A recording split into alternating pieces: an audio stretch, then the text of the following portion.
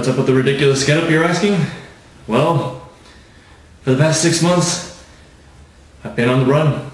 Been hiding, trying not to be seen. Hiding from who exactly?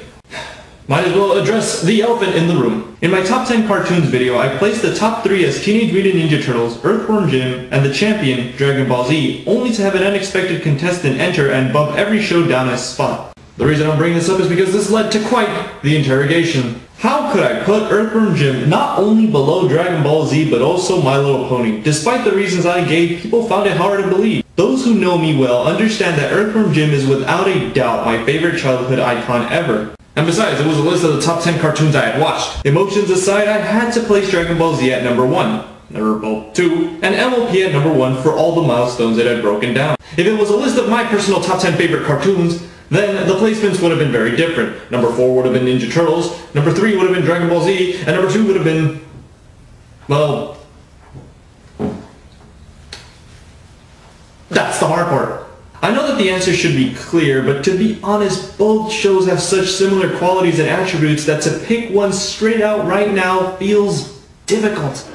Oh, come off it, come off it, come off it. But what exactly is Earthworm Jim all about? Earthworm Jim was an interesting little creation. He was licensed by Playmates Toys, same company behind the Ninja Turtle toys, who were looking to make another franchise, but decided to take the rare approach of starting him off as a video game character in a similar fashion to Sonic the Hedgehog, and then spawning off into toys and a cartoon show. The first game was Earthworm Jim and was followed by a sequel. Both games were praised for their wacky humor, fun gameplay, and incredible music. 2 other games were later developed by different companies, and both of them sucked. Earthworm Jim 3D, although played with mediocre music, awkward controls, and a terrible camera, is a game I tolerate due to its nostalgic factors. It was the first Earthworm Jim game I played and the first game I ever bought complete in the box. It's not that bad, but that's just prejudice talking. And Earthworm Jim Menace to the Galaxy on Game Boy Color is a real stinker. This game is so awful it makes me cry to see how low the worm sunk. So anyway, what's there to it to the cartoon? For starters, it only lasted 2 seasons before it got cancelled. Not necessarily a good sign, but unfortunately, that's as far as I can go. I've never actually seen the show, and have no way of actually watching the show. Yeah, all the praise I've ever given Earthworm Jim, the cartoon, comes from the little bit I've seen. The only media related to Earthworm Jim was 4 cassette tapes, each containing 2 episodes each. I found one at Blockbuster years ago, and I enjoyed that, and later stumbled onto another at a flea market years later. These cassettes have become the Exodia cards of my life, unattainable and out there somewhere. So why did I place Earthworm Jim at number 3? Well, those 4 episodes were strong enough to beat the competition, but unfortunately, that's as far as I can go. There are no YouTube versions that were uploaded, and I don't trust those sketchy streaming sites, so unfortunately, that's all I can say. Show's over. I hope people will leave me alone. You guys can all go home.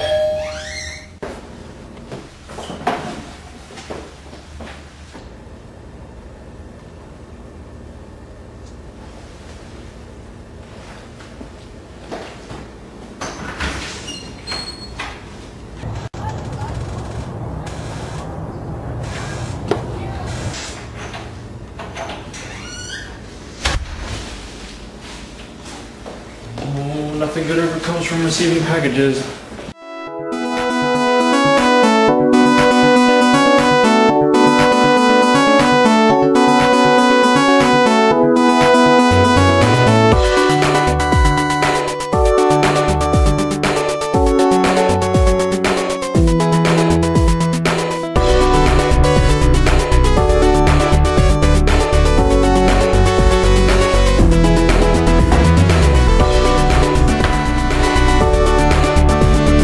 Never have I beheld such glory.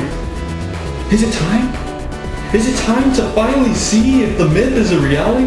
To reclaim its spot as the #1 favorite cartoon I've ever seen? Is it time for the mystery to finally see the light? To know if years of wondering what it was about would live up to the myth? Finally, a complete collection of the show was released on DVD. Ever since I understood the concept of a DVD have I waited for such a thing. The set was actually released in July 2012, but only in Australia. And does it move on my list of top 10 best cartoons? Well, no. However, now that I've seen the show for its entirety and saw for what it really was, the fight for my personal top favorite cartoon has never been closer. Earthworm Jim vs. My Little Pony, Rad 1990s vs. Epic 2010s, whatever the hell an Earthworm Jim fan is versus a Brony, short-lived cult classic versus, well, youthful, still going strong classic, normality versus abnormality. The stakes have never been... One thing to note before jumping into this, because the show isn't available on YouTube and I have no idea how to record DVDs onto my PC, every shot of this review was filmed off a TV except for the intro. I know, one professional, but I just want to provide some examples to back up my claims. So anyway, I've already talked about MOP, so this will be focused only on Earthworm Jim. From the get-go, you'll notice that our main hero is an earthworm in a giant supersuit. How did this come to be? Well, we'll let the intro fill you in. Earthworm Jim, the soil he did crawl. Earthworm Jim, a super suit did fall. Jim was just a dirt-eating, chewy length of worm flesh, but all that came to a crashing end.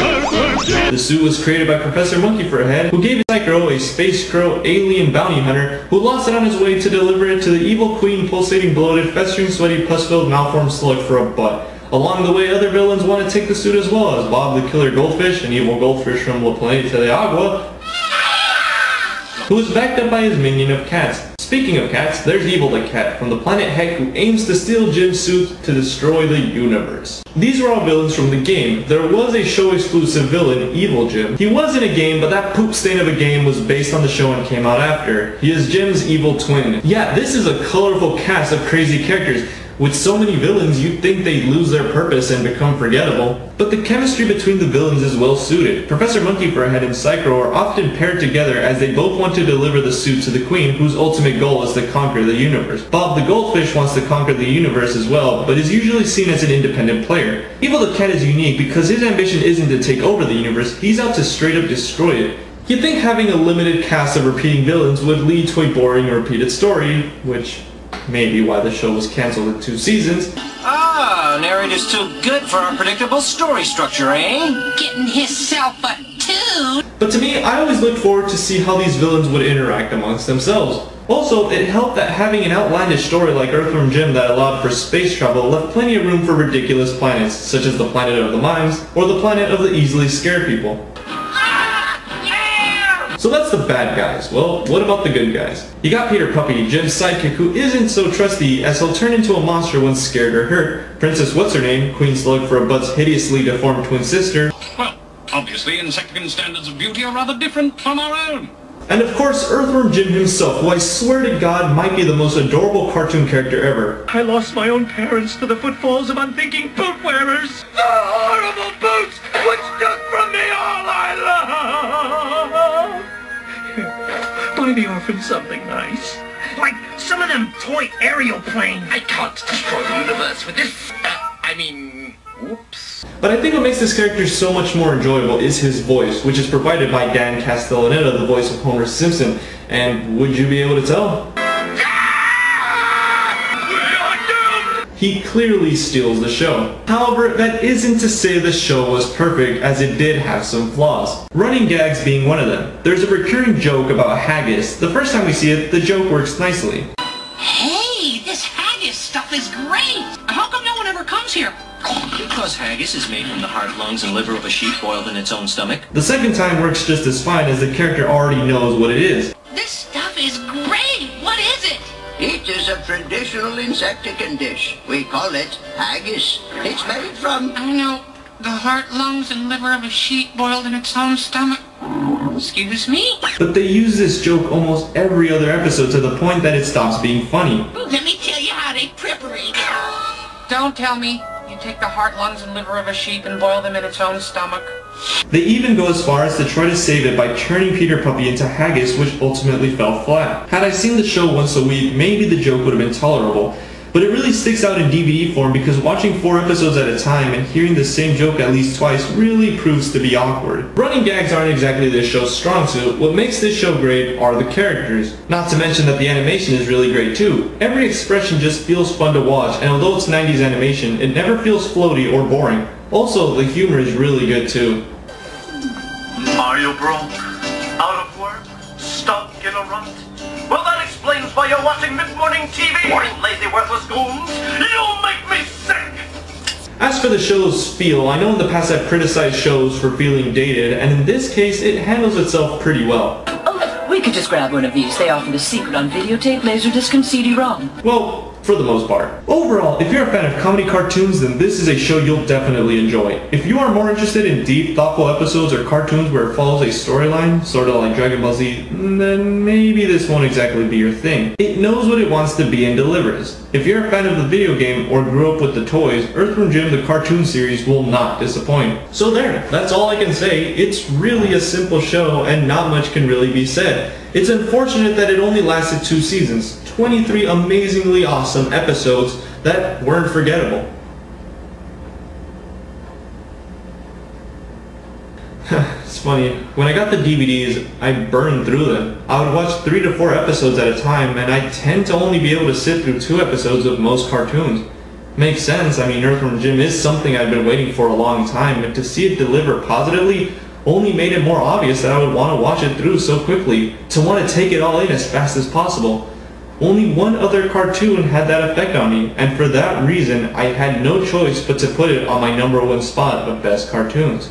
Both My Little Pony and Earthworm Jim had great character. Both had good stories, both were unforgettable. Which to pick as my #1 favorite cartoon of all time is something I don't know which way to go. Of course I have the option of pairing them both at #1, or I guess #2, but that would be cheating. There has to be a winner. There has to be.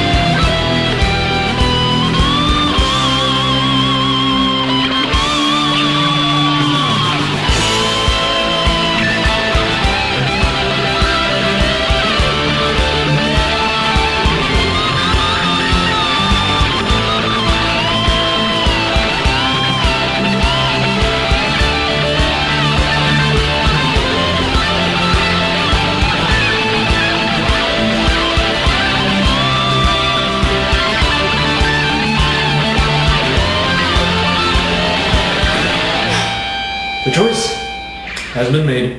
Earthworm Jim is definitely my favorite cartoon ever, and in part it's rather unfair. Nostalgia played a huge role in that choice. Earthworm Jim was more than a cartoon to me. It was a video game. It was an action figure. None of these things have anything to do with the cartoon, but the images are associated with it. To finally see this show in all its glory was mind-blowing.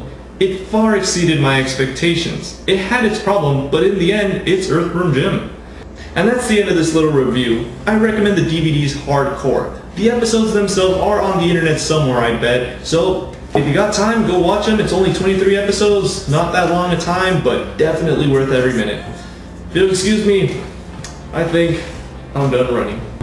Kept you waiting there too long, my love. All that time without a word.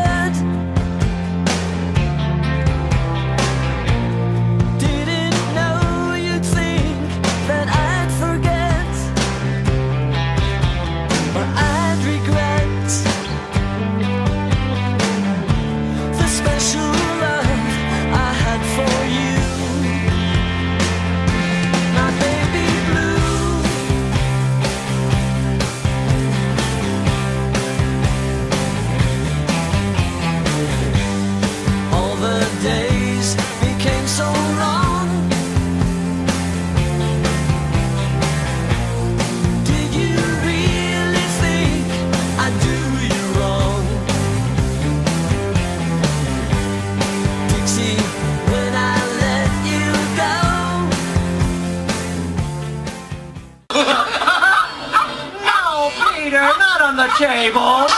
What did that dog just leave on the table? I don't know, but I think we found our new series.